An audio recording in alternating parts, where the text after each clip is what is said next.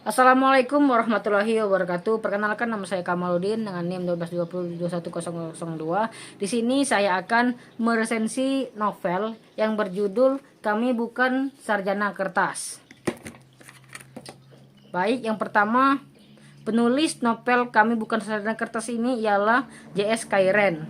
Penerbit buku ini ialah Bukune. Tahun terbit Mei 2019. Tebal halaman 372 halaman. Buku ini mengisahkan tentang 7 mahasiswa yang berkuliah di suatu kampus yang bernama Universitas Daulat Eka Laksana, UDEL. Sebuah kampus yang reputasinya sangat buruk dan hanya sebagai pilihan terakhir orang-orang untuk berkuliah.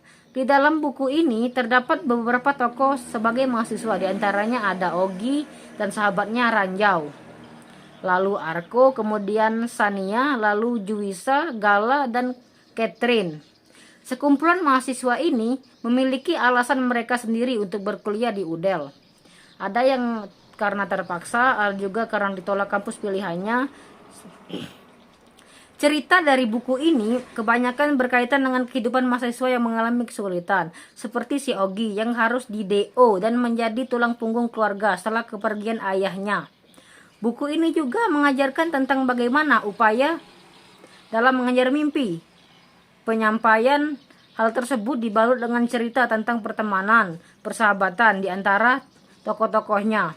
Banyak sekali pesan tersirat yang diselipkan penulis di buku ini. Setiap cerita dimunculkan menghadirkan peristiwa yang menyenangkan. Tetap setiap peristiwa menyenangkan akan diikuti dengan masalah-masalah yang muncul bertubi-tubi. Bahkan masalahnya semakin bertambah berat dan setiap masalah yang dimunculkan dapat mengunggah emosi penonton. Dari senang, sedih maupun menebarkan. Akan tetapi pada akhirnya menjadi sarjana bukanlah satu-satunya cara untuk mendapatkan kesuksesan. Gunakanlah kesempatan, habiskan kegagalanmu pada suatu hari kau akan berhasil. Yang kedua, kita akan mengungkapkan hal-hal positif dan hal menarik dari novel. Buku ini sangat cocok untuk dibaca oleh kalangan mahasiswa maupun umum. Setiap cerita memotivasi kita melalui setiap permasalahan yang muncul. Kita dapat melihat bahwa setiap tokohnya selalu bergelut dengan batinnya dan berulang kali jatuh kemudian bangkit lagi menghadapi masalah yang menghampiri. Alur dari ceritanya juga sangat bagus karena setiap cerita yang dimunculkan menghadirkan peristiwa yang menyenangkan.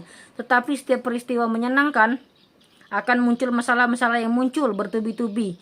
Bahkan masalahnya semakin bertambah berat dan setiap masalah yang dimunculkan dapat mengunggah emosi penonton dari senang, sedih maupun menebarkan.